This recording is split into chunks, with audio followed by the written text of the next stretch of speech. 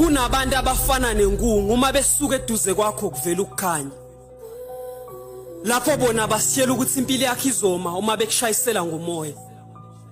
Abazi ukuthi kudala sakufunda ukwamkela thina sivele sisula izandla siqale kabusha. Iqhubeke fresh impilo baze bafisa ukubuya. Lapha sikhuluma lutho kubona kuphela nje bazoshaya izinto abazisho ngenkathi behamba.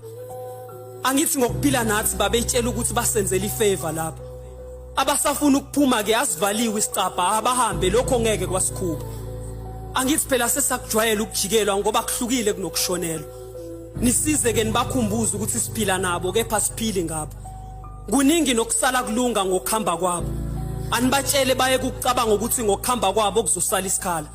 Abakhohle ngoba yikho nento abaphuma nayo engasenza sisale isikhala. Akuvumi ngithule.